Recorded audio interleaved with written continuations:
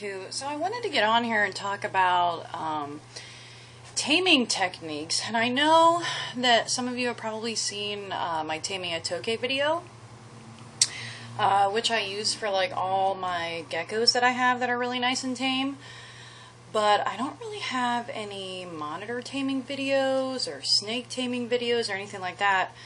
And basically the way that I tame reptiles is pretty much the same. It's just, different species move differently, so you might have to adjust, I guess, your reflexes or whatever, So I wanted to get on here and talk about that. Here with me is Emerald and Jade, baby. As you can see, he's getting pretty big. He's about 5 months old now.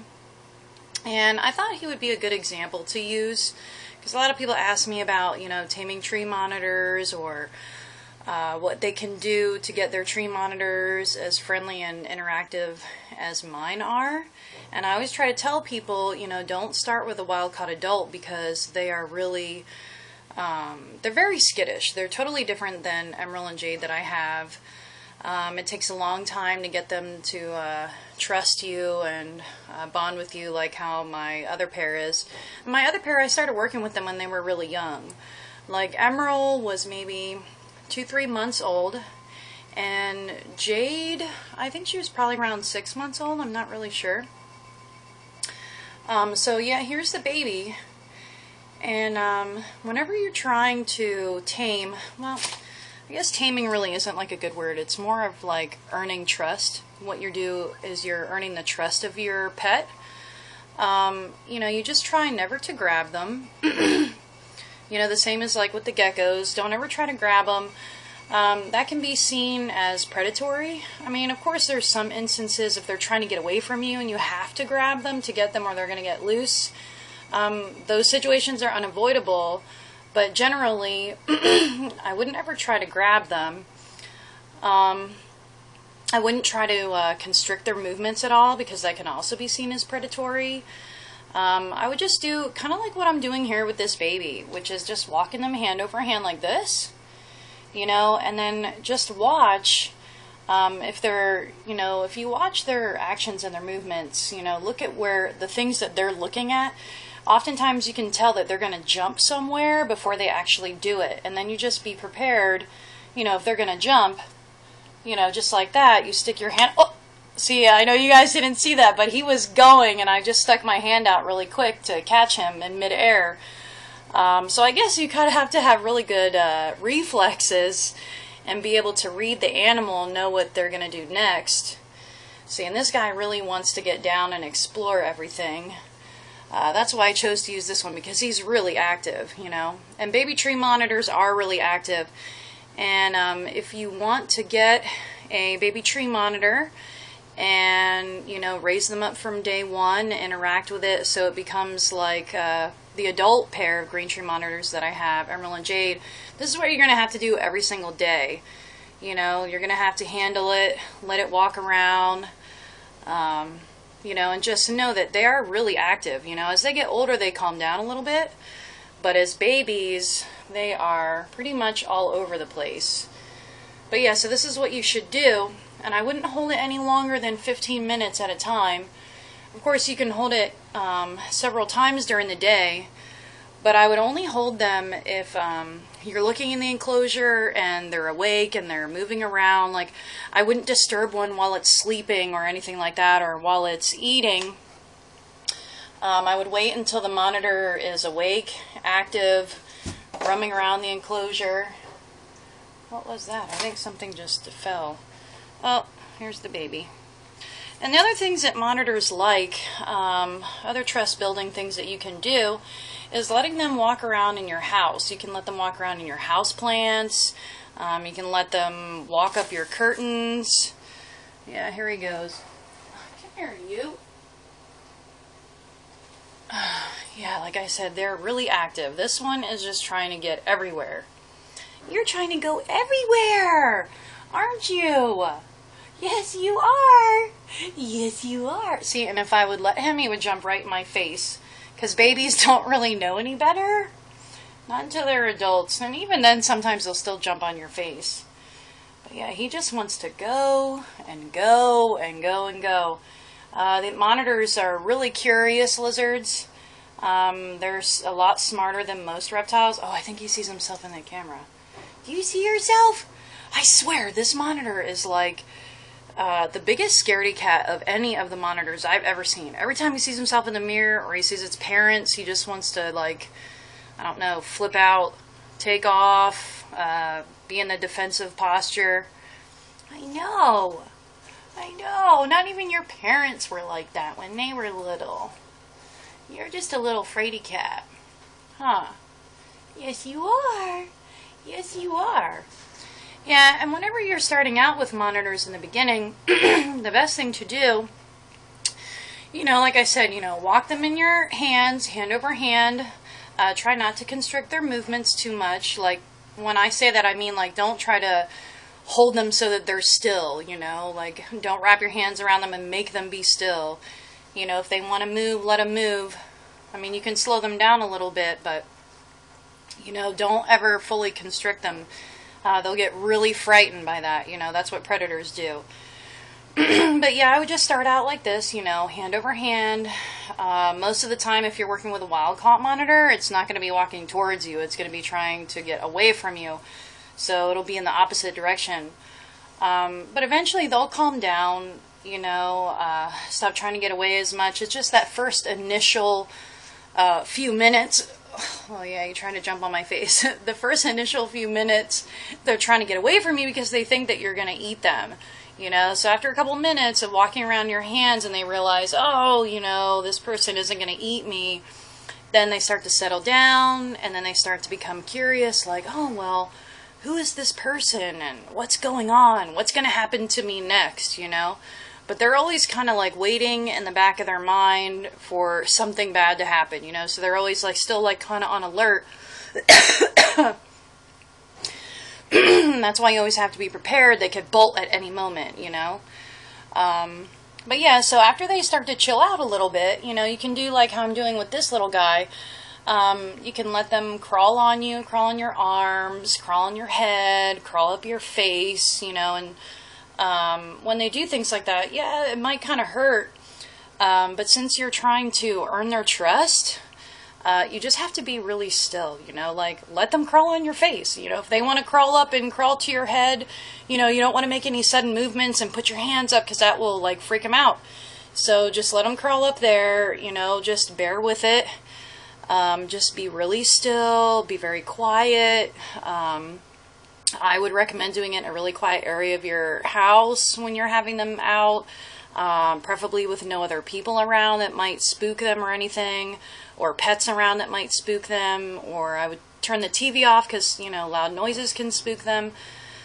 Yeah, just hold them for like 15 minutes, and at the end, I would just let your monitor go back into its enclosure itself, at least try to, anyway. And end things on a positive note. I mean, you never want to end things where, like, your monitor is bolting, and then you have to grab it, and then all of a sudden you're, running to the cage with it after you are still constricting it and then putting it in there. Because that's not ending things on a good note. If that happens, I would still handle it for a few more minutes until it's, calmed down, relaxed, chilled out, just a little bit, at least like how this one is. It might be crawling around a lot, but at least it's not, completely terrified and trying to get away and scratching you up and everything, and then put it back. So yeah, don't ever end things on a bad note. I wouldn't do that.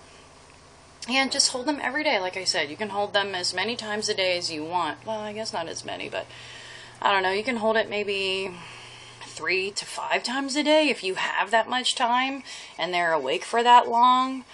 But I don't know. The more you handle them, the sooner they will learn to trust you. The faster they will bond with you. And this little guy I've been holding ever since he was born. Huh. Yes, I have. And, in the beginning I was very slow and gentle. I really didn't move much at all. I didn't want to scare him. And the same with the parents when I first got them, and with all the wild caught monitors that I have, the other tree monitors, you know. I always try to be really gentle. And then, you know, you just take baby steps when you handle them and they start to become like this. You can start talking to them and everything so they get used to your voice. You know, I don't know. People think that I'm crazy a little bit because I talk to my animals. Yeah, kind of like they're little kids or something. Yes, and I tell you that you're cute. And I make little baby voices. Yes, I do. But I can't help it, you know, I love them. They're my babies. And then, you know, then from there you can work up to other things like walking around while you have your monitor on you. And when you start doing that, the very first time you do that, I would be really slow. You know, be really slow and cautious and be prepared that they might jump off because they don't really know what's going on. But eventually they get used to it. And then, like I said, you know, from there, when they start to calm down, you can put them down on things in your house, you know, watch them closely, make sure they're not going to get away. But they really like to investigate things. Monitors are really curious. They love to investigate things. So just letting them out and run around and check out different things, that's like a real treat to them. And see, like he wants to do that right now. Don't you? Yes, you do. Yes, you do. You are just wanting to get into everything. You know, speaking of taming other animals besides the monitors, you know, I mean, you pretty much do the same thing, you know, like, let's say it's a snake, you know, and the snake is known for being aggressive or whatever. You know, the first thing that you might want to do, you know, make sure that the snake gets used to your presence in the room, you know, put the cage in an active room of your house. And that's what I do with the monitors and the other animals too, because I want them to get used to people.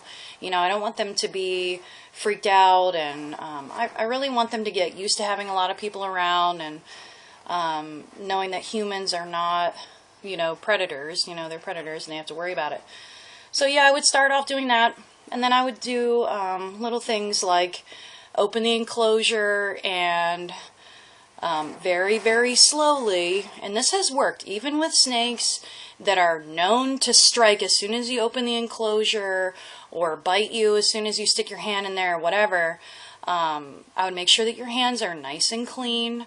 You know, don't smell like any kind of food item or don't smell like any kind of other animal. So wash your hands really good. And then, you know, gently just put like the back of your hand and close to the ground of the enclosure. Yeah, he really wants to get in these plants. You know, and just like slowly, just stick it there. And the snake will get curious, just like a monitor, just like the geckos, you know. The snake might start flicking out its tongue and trying to smell you and see what you are. And if you don't move, they're probably not going to bite you, you know, as long as you're really still. You know, a lot of times animals that bite, you know, these reptiles that bite and they're aggressive, it's only because they're afraid. You know, it's either one, a feeding response, they think they're going to get fed. But if it's not that, it's because they're afraid. They're showing aggression because they're afraid. They're afraid of you touching it, messing with it, you know, for whatever the reason might be. Maybe it was handled incorrectly by someone else. Maybe it's a wild animal. Maybe it's just really afraid that you're going to eat it. Like, who knows? But whenever you start off really slow like that, you let them smell you, and you just stay there, you know, for a couple minutes. And see what happens. They're probably not going to bite you. They're probably just going to smell you and check you out.